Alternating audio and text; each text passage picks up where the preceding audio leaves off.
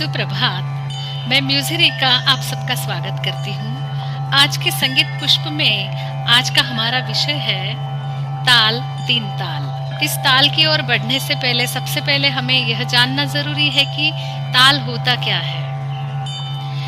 मात्राओं के समूह को हम ताल कहते हैं। दोस्तों, जैसे कि आपने देखा होगा कि बहुत सारे पुष्प एक साथ मिलने से एक सुंदर बुके तैयार होता है, उसी तरह तो मात्राएं जब एक साथ मिलती है उसका एक मनोहारी डिजाइन तैयार होता है, उसको हम ताल कहेंगे। शास्त्रीय संगीत में ऐसे कई तालों का वर्णन मिलता है, जिसमें से कुछ के नाम इस प्रकार से हैं: ताल तीन ताल, ताल झपताल, ताल केहरवा, ताल रूपक इत्यादि। तो अब हम तीन ताल की ओर बढ़ते हैं।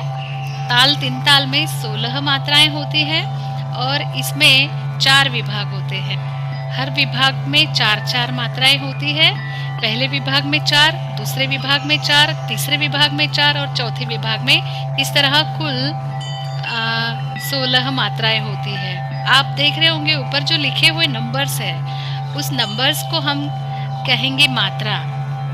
जिस तरह 1 2 3 4, देन 5 6 7 8 9 10 11 12 13 14 15 16, इस तरह टोटल 16 मात्राएं हैं। तो ये मात्राओं के नंबर्स है। उसके नीचे जो दिया हुआ है वो उसके बोल है, शब्द।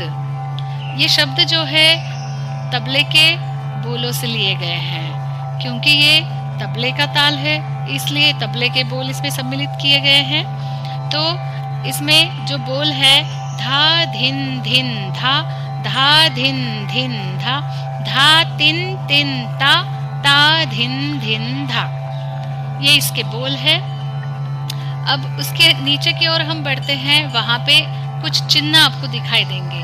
सबसे पहला चिन्ह है क्रॉस का है, जिसे हम सम कहते हैं। ताल की पहली मात्रा को सम कहा जाता है। पांचवी मात्रा की ओर बढ़ते हैं, वहां पे पांचवी मात्रा के नीचे आपको 2 लिखा हुआ दिखेगा। तो 2 का मतलब है दूसरी ताली, यानी वहां पे आपको दूसरी ताली बजानी है। अभी हम अगली मात्रा की ओर बढ़ते हैं, 9वीं मात्रा। 9वीं मात्रा पे आपको 0 का चिन्ह दिख रहा है, 0। तो उसका मीनिंग है वहां पे ताली नहीं बजानी है, जबकि हमें हाथ को ऐसे अलग करके दिखाना है। कुछ विशिष्ट प्रकार का चिन्ह आप करेंगे, ताली न बजाते हुए आप ऐसा करोगे तो वो हो गई आपकी खाली। 9वीं मात्रा पे आपको ऐसे करना है। और जो 13वीं मात्रा है वहां पे 3 लिखा हुआ दिखेगा आपको, वहां 3 का मतलब है आपको तीसरी ताली बजानी है।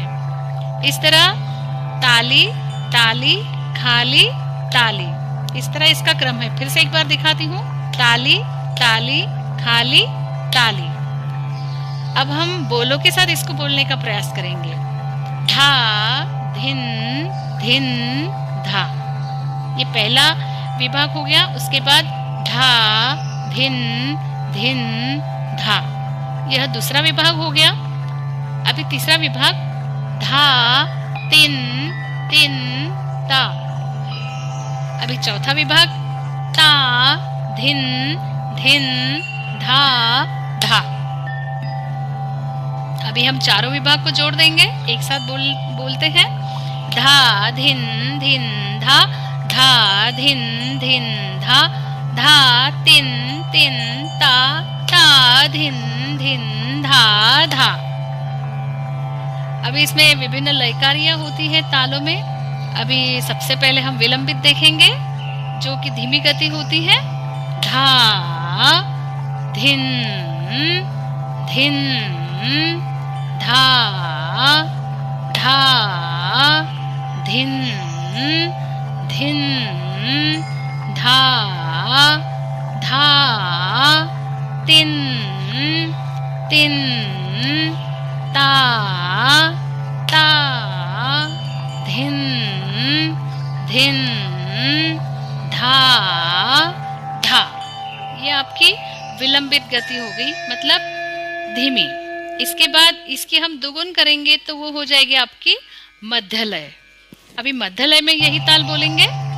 धा धिन धिन धा, धा धिन धिन धा, धा तिन तिन ता, ता धिन धिन धा धा।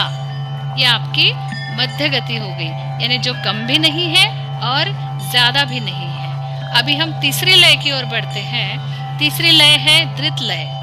धृत लय जो है वो मध्य लय से दुगुनी होती है और विलंबित से चौगुनी होती है। तो अभी हम बोलेंगे धृत लय। धा धिन धिन धा धा धिन धिन धा धा तिन तिन ता ता धिन धिन धा धा। फिर से एक बार बताती हूँ। धा धिन धिन धा धा धिन धिन धा धा तिन तिन ता ता धिन धिन धा धा। हमेशा प्रैक्टिस करते रहिए क्योंकि यह बहुत महत्वपूर्ण ताल है और भारतीय राग संगीत में इसका बहुत बड़ा महत्व है। तो इसको आप ताली देकर बोलेंगे, हमेशा प्रैक्टिस करोगे तो आप बहुत अच्छा गायन कर सकते हैं। Wish you all the best and thank you very much. Thank you.